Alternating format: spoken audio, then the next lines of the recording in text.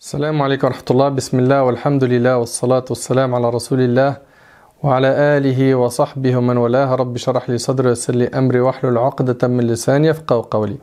Mes frères et sœurs, aujourd'hui avec l'aide d'Allah Tabarak wa Ta'ala, on va vous parler des règles concernant la visite des tombes. Visiter les morts dans les cimetières est une chose recommandée. Dans le hadith de Buraïda radiyallahu anhu, le prophète sallam il a dit qu'il avait interdit de visiter les tombes, maintenant visitez-les. C'est rapporté par Muslim.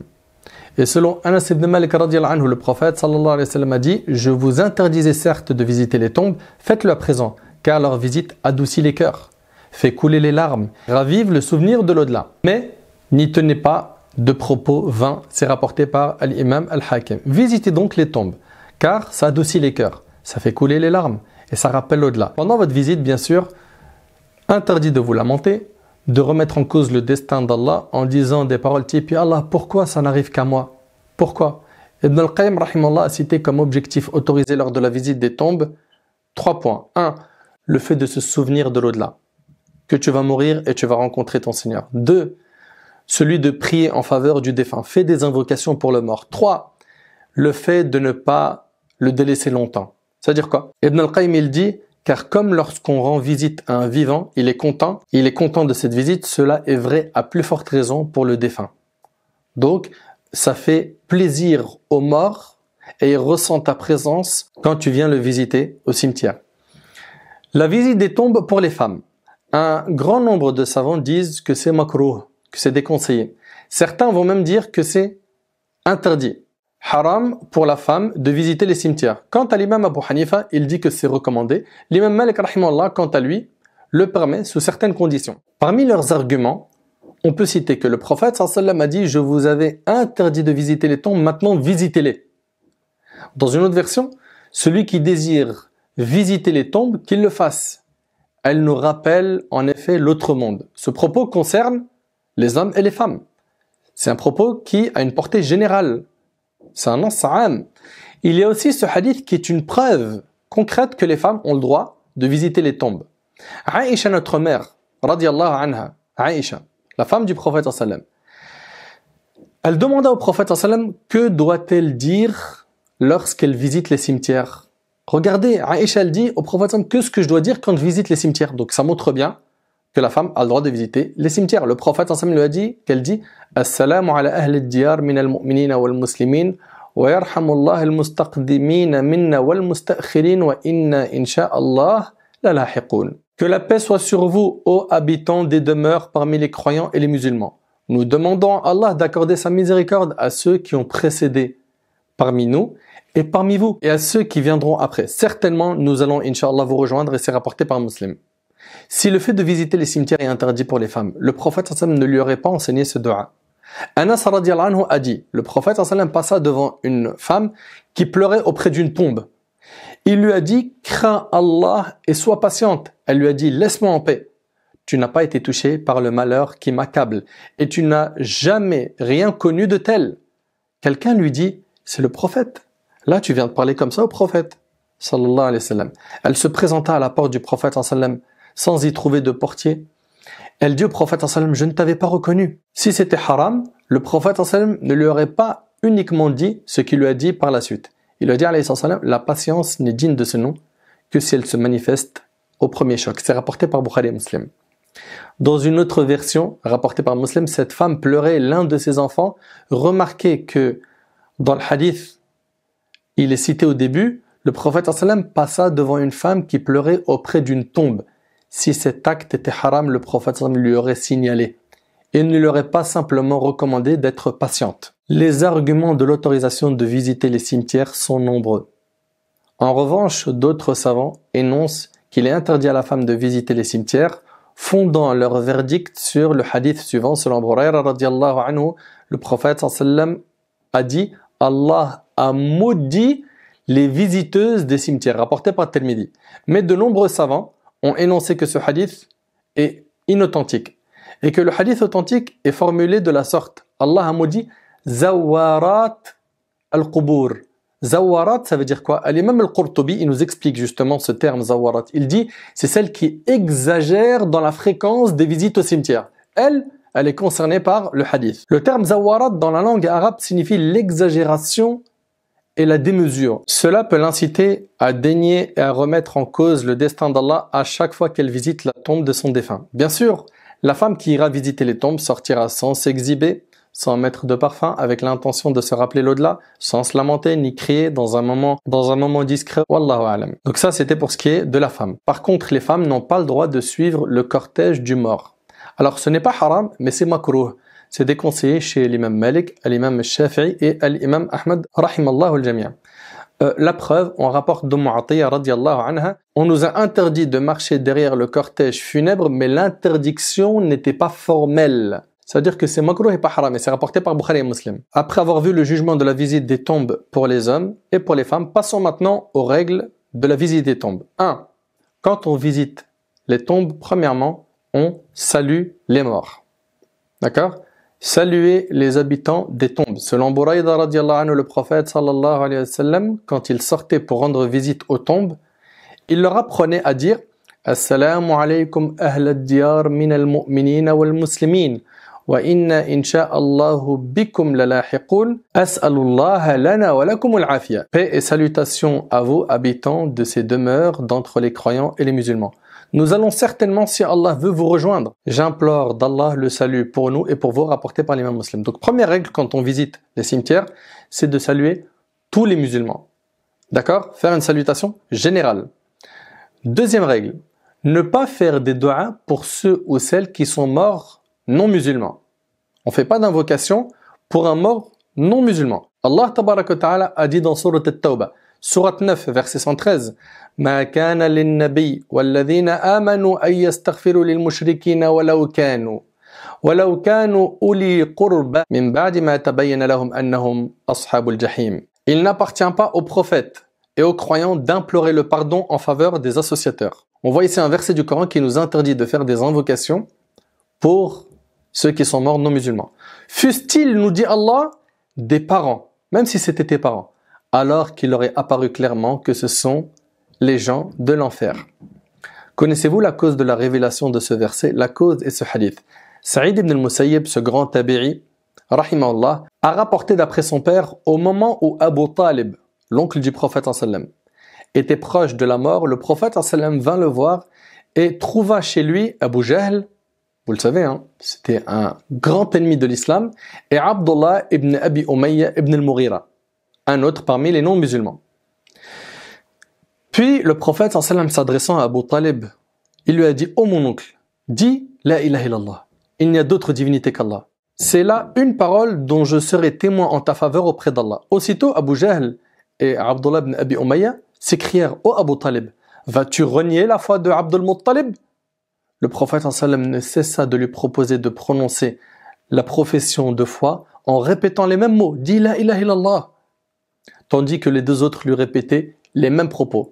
Mais les dernières paroles d'Abu Talib furent qu'il persistait dans la foi d'Abd al-Muttalib en refusant d'attester qu'il n'y a d'autre divinité qu'Allah. Par Allah s'écria le prophète sallam, je demanderai à Allah de te pardonner tant que cela ne me soit pas défendu. C'est à cette occasion qu'Allah subhanahu wa ta'ala a révélé il n'appartient pas aux prophètes et aux croyants d'implorer le pardon en faveur des associateurs, fussent-ils des parents, alors qu'il leur est apparu clairement que ce sont les gens de l'enfer. Et c'est rapporté par Bukhari et Muslim. Donc on n'a pas le droit de faire des du'as, des demandes de pardon pour les morts non musulmans. Par contre, on a le droit de visiter les cimetières des non musulmans. Abu Hurayra radiyallahu anhu rapporte que le prophète sallam a dit « J'ai demandé à mon Seigneur de m'autoriser à implorer le pardon pour ma mère. » Sa mère qui n'était pas musulmane, alayhi salatu wassalam. Et il dit alayhi salatu wassalam, et il ne me l'a pas autorisé. Allah ne lui a pas autorisé qu'il implore le pardon pour sa mère. Je lui ai demandé la permission de visiter sa tombe, il me l'a permis, rapporté par Muslim. Donc on voit qu'on a le droit ici de visiter les tombes des non-musulmans, mais pas de leur faire des invocations. Troisième règle lors de la visite des tombes, faire des invocations pour les morts musulmans. Les croyants ont été décrits dans le Coran comme faisant des du'as aux croyants. Allah tabaraka wa ta'ala a dit dans Surat Al-Hashr, والذين جاءوا من بعدهم يقولون ربنا اغفر لنا ولإخواننا الذين سبقونا بالإيمان ولا تجعل في قلوبنا غلا للذين آمنوا ربنا إنك رؤوف رحيم. Et il appartient également à ceux qui sont venus après eux en disant Seigneur, pardonne-nous, ainsi qu'à nos frères qui nous ont précédés dans la foi. et ne mets dans nos cœurs aucune rancœur pour ceux qui ont cru. Seigneur, tu es compatissant et très miséricordieux. Notre prophète sallallahu alayhi wa sallam se rendait au cimetière de Médine, en saluait les occupants et invoquait Allah pour leur pardon. Le prophète sallallahu alayhi wa sallam a dit, chaque fois qu'un homme se rend sur la tombe d'un homme qu'il connaissait en ce monde et le salut, Allah rend l'âme au défunt afin qu'il réponde à son salut. Subhanallah. Et c'est authentifié par Ibn Abd al-Barr, rahimahullah. Et selon Aïcha radiallahu anha, le prophète sallallahu alayhi wa sallam, toutes les fois qu'il passait sa nuit chez elle, selon son tour, sortait à la fin de la nuit pour aller au cimetière du Baqi'a. Il disait, paix et salut à vous, demeure d'un peuple de croyants. Qu'Allah vous donne ce qui vous était promis. Votre résurrection est reportée à demain et nous allons, si Allah veut, vous rejoindre. Seigneur Allah, absout les habitants de Baqi'a al-Gharqad, rapporté par l'imam Muslim.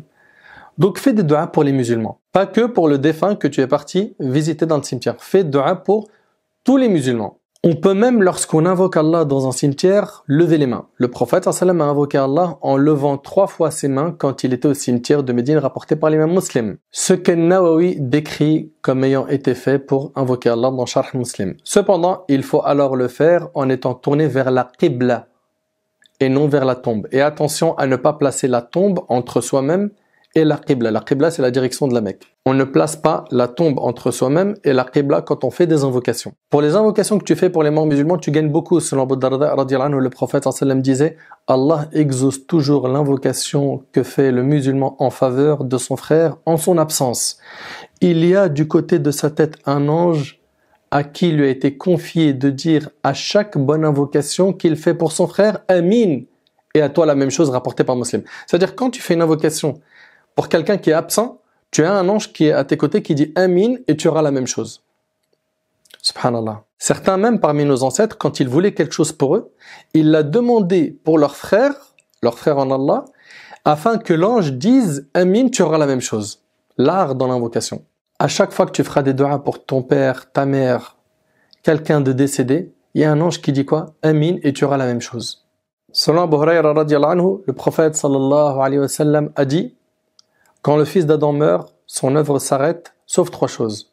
Une aumône continue, sadaqa jariya, il a contribué à la construction d'une mosquée, une école coranique, un puits ou autre. Donc, une aumône continue, une science dont les gens tirent un profit, un enfant vertueux qui prie Allah pour lui, subhanallah. Et c'est rapporté par Muslim. Selon Abu Hurayra radiyallahu anhu, le prophète sallam a dit, le serviteur se verra élevé en degrés au paradis. Et il dira, ô Seigneur, d'où me vient ceci? Comment je suis arrivé à ce rang au paradis? Il lui sera dit, par l'imploration du pardon faite en ta faveur par ton fils après ta mort. Allahu Akbar. Et c'est rapporté par l'imam Ahmed. N'oublie pas de faire des du'a pour tes parents qui sont décédés, car cela leur est très profitable. Par contre, se réunir au domicile du défunt, afin de lire le Coran en groupe, chez l'imam Malik rahimahullah, ça ne passe pas. Également chez l'imam Al-Shafi'i. Si vous êtes de l'opinion de l'imam Abu Hanifa et Ahmed, vous pouvez le faire. Tu peux faire beaucoup de cadeaux pour les défunts. Il y a l'aumône que tu fais en leur nom. Il y a les invocations, la demande de pardon. Sois donc actif pour eux. 4e règle lors de la visite des tombes, ne pas insulter les morts. Selon Aïcha radiyallahu anha, le prophète sallallahu alayhi wa sallam a dit, n'insultez pas les morts, car ils sont déjà arrivés à la conséquence de leurs œuvres rapportées par le Bukhari. Le musulman doit préserver sa langue et ne dire que ce qui est utile. On se doit de respecter les gens pendant qu'ils sont en vie et pendant qu'ils sont morts. C'est ainsi que sont les pieux. 5e règle lors de la visite des tombes, il est blâmable d'élever la voix. Le successeur des compagnons Qais ibn Abbad a dit, les compagnons du prophète sallallahu alayhi wa sallam réprouvaient l'élévation de la voix dans les situations suivantes, lors des funérailles, lors du dhikr et lors du combat. 6e règle lors de la visite des tombes, ne pas s'asseoir ni marcher sur les tombes. Alors ici, il y a divergence entre les savants sur cette interdiction. Est-ce que c'est makruh, c'est haram, c'est permis? Il n'est pas permis de s'asseoir sur une tombe. C'est autorisé pour l'imam Malik rahimahullah. Chez les Malikites, ils voient que l'interdiction est liée on le voit dans les livres des Malikites, est liée au fait que celui qui s'assoit, s'il s'assoit pour uriner. Chez les Malikites, c'est s'il s'assoit pour uriner que c'est interdit. Bien sûr, là, c'est haram. Et dans le cas où il ne s'assoit pas pour cela, eh ben, c'est autorisé pour l'imam Malik rahimahullah. Pour l'imam Abu Hanifa, pour l'imam Ahmad et Shafi'i, c'est makruh. Pour eux, ils disent que c'est une sorte d'humiliation pour le mort qui est dans cette tombe. Si tu veux t'asseoir, tu t'assois derrière la tombe, comme ça tu sors de la divergence, tu mets la tombe derrière ton dos, ou à ta droite ou à ta gauche, mais par contre, il ne s'assoit pas dessus. Comme ça, on sort de la divergence. Selon Abu Hurayra radiyallahu anhu, le prophète sallallahu alayhi wa sallam a dit, il est préférable à l'un de vous de s'asseoir sur une braise qui lui brûle ses vêtements pour arriver à sa peau que de s'asseoir sur une tombe rapportée par le musulman. Pour ce qui est d'écrire sur la tombe, est-ce qu'on a le droit d'écrire le nom de quelqu'un sur la tombe?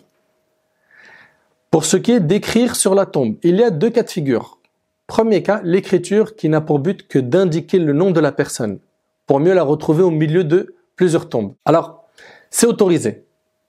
C'est autorisé, c'est la fatwa de Sheikh Dadaw, c'est la fatwa de Sheikh Al-Uthaymin, rahimallahu al-jami'.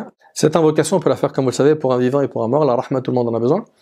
Par contre, l'écriture ici, ça sera juste le nom, sans mettre le nom d'Allah, celui du prophète, sallallahu alayhi wa sallam, ou bien des versets coraniques. Le deuxième cas de figure, c'est l'écriture qui ressemble à ce que faisaient les gens pendant la jahiliya, avant l'islam. Tel qu'écrire le nom de la personne, ainsi que des éloges sur elle, du type « il faisait ceci et cela ».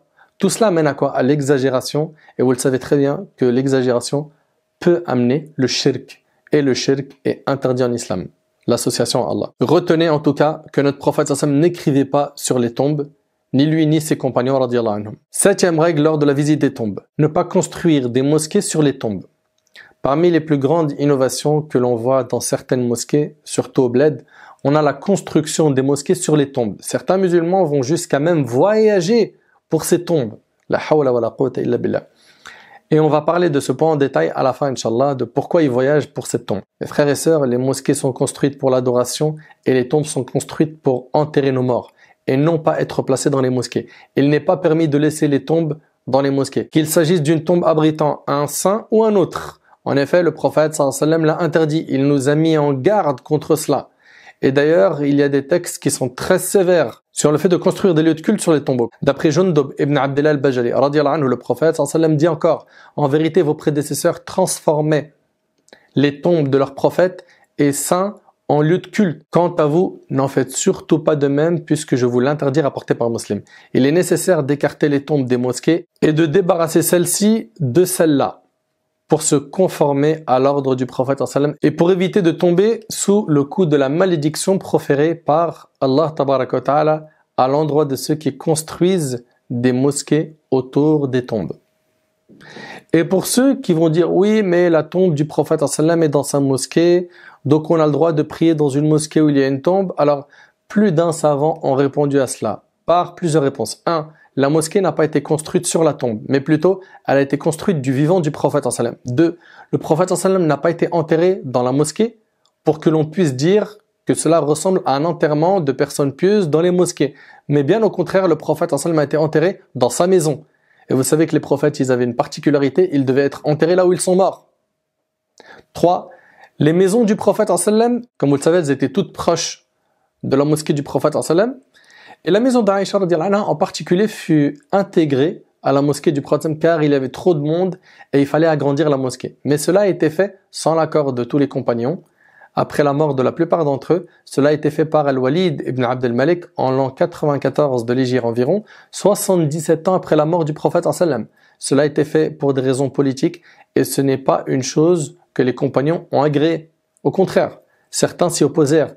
Ainsi que parmi les successeurs comme Saïd ibn al-Musayyib. Quatrièmement, la tombe du prophète sallam ne se trouve pas dans la mosquée, malgré que sa maison ait été incluse, car elle se trouve dans une pièce complètement indépendante, donc la mosquée n'est pas construite sur la tombe.